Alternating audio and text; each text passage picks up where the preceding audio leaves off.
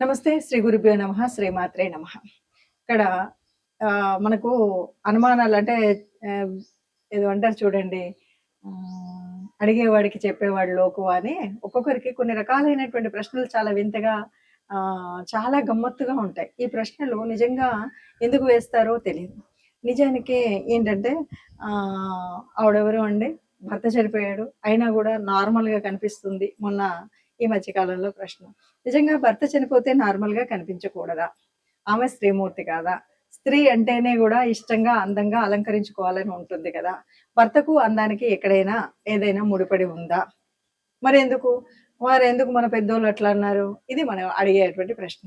పెద్దవాళ్ళు ఎందుకు అన్నారంటే, ఓనాటి కాలంలో పిన్న వయసులో వైధవ్యం వస్తే ఆ స్త్రీ మూర్తి మీద వేరే వాళ్ళ దృష్టి పడి, అంటే హాయిగా అందంగా అలంకరించుకుని చక్కగా మామూలుగా ఉన్నట్టయితే, అందంగా కనబడుతున్నట్టయితే, ఎక్కడ ఏ రకమైన దుర్మార్గపు చర్యలు వేరే వాళ్ళ కనబడతాయి, వాళ్ళ మీద అఘాయిత్యాలు జరుగుతాయనే దృష్టితో అప్పుడు అలాంటివి పెట్టారు. ఎందుకంటే అవన్నీ ఉమ్మడి కుటుంబాలు, ఇంట్లోనే పెద్దవాళ్ళు చాలా మంది ఉండేవాళ్ళు, మగవాళ్ళు ఉండేవాళ్ళు, ఎటు నుండి ఎటు పోయి ఏమవుతుందో అనే దృష్ట్యా అలాంటివి చేశారు. ఈరోజు స్త్రీలందరూ చదువుకున్న వాళ్ళే ఉన్నారు. చదువుతో పాటు సంస్కారము తెలుసు, జ్ఞానం తెలుసు, తన బిడ్డలు పెంచుకోవాలి అనేటువంటి బాధ్యత తెలుసు. ఇన్ని తెలిసినప్పుడు వాళ్ళు చక్కగా వాళ్ళ విధులకు వాళ్ళు వెళ్తూ ఉన్నారు. ఇంకొకటి ఆలోచిస్తే మరి ఎక్కడైనా అంటే చాలా మంది చెప్తుంటారు, ఇంత బొట్టు పెట్టుకుందండి, అదండి బొట్టు. ఒకసారి ఆలోచించండి. నిజంగా ఈ బొట్టు భర్తతో పాటు వచ్చిందేనా? కాదు కదా! పసిపిల్ల, ఆడపిల్ల పుట్టిందనగానే చక్కగా బొట్టు, గాజులు ఇవన్నీ కూడా మనం చిన్నపిల్లలకి, ఆడపిల్లలకి వేస్తూ ఉంటాం. మరి ఇవన్నీ ఎందుకు వేశారు? ఇవన్నీ కూడా భర్తతో కాదు కదా! భర్తతో వచ్చిందేంది? సూత్రాలు కట్టిపిచ్చారు, మట్టెలు పెట్టించారు. ఇవి కదా! మరి అవి లేకపోతే సరిపోయింది అనుకుంటే సరిపోయింది, ఒకవేళ భర్తతో పాటు వెళ్ళాలి అంటే. అలా కాకుండా మా బొట్టు పెట్టుకున్నారు, ఇవి ఉన్నాయి, నార్మల్‌గా కనపడ్డారు. ఇవన్నీ కూడా పిచ్చి పిచ్చి వాదనలు, పిచ్చి పిచ్చి ఆలోచనలు. ఇంకొక విషయం మాట్లాడుకుందాం. అసలు నిజంగా మరి బొట్టు, బొట్టు, బొట్టు అని కొట్టుకుని పెట్టేవాళ్ళు ఎంతమంది నిజంగా బొట్టు పెట్టుకున్నాడు కనబడుతున్నారమ్మా?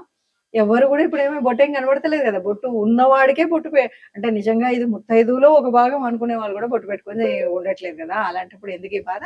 అస్సలు ఆ రకమైన ఆలోచన. బొట్టు అన్నది స్త్రీ హక్కు, అమ్మవారు ఇచ్చినటువంటి హక్కు, అమ్మవారు పెట్టుకున్నటువంటిది. అది ఆరోగ్య చిహ్నం, హిందూ చిహ్నం, హిందూ ధార్మిక స్థితి ఉండేటువంటిది అది. సరే, ఇక మరి నిజంగా బొట్టు పెట్టుకోవాలి, మేము పెట్టుకుంటున్నాం, వేరే వాళ్ళు పెట్టుకోకూడదు అనేవాళ్ళు ఎంతమంది నిజంగా బొట్టు పెట్టుకుంటున్నారు? ఇది ఇంకా ఆలోచిస్తే ఇంకా దౌర్భాగ్యం.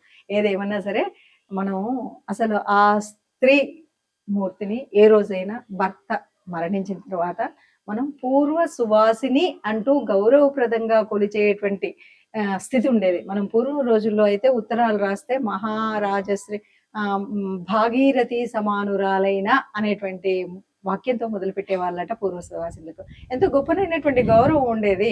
మరి అలాంటి గౌరవాన్ని తుంచేటువంటి పిచ్చి పిచ్చి మాటలు మాట్లాడడం కంటే కూడా అసలు మన స్థితిలో మనం ఎలా ఉన్నాం, మన బాధ్యతను మనం పాటిస్తున్నామా అని ఆలోచిస్తూ అందరిని, ఎవరిని ఒక మనసును కించపరిచేలాగానో, ఒక మనసును బాధ పెట్టేలాగానో కాకుండా మనకున్నటువంటి ఈ పిచ్చి జాడ్యాలను వదిలేసి సరిగ్గా సక్రమంగా మన కుటుంబ జీవనం కానీ, సామాజిక జీవనం కానీ, సమాజంలో ఉన్న అందరం సమానంగా ఉండేటువంటి స్థితిగతులు కానీ, ఒక స్త్రీమూర్తికి ఇచ్చేటువంటి విలువను కానీ వీటిని పాటించడం అనేటువంటిది నేర్చుకున్నట్టయితే చక్కగా దివ్యంగా, భవ్యంగా మనం నలుగురితో సమానంగా, హాయిగా, ఆనందంగా ఒక స్నేహితత్వంతో ఉండగలుగుతామని చెప్పొచ్చండి.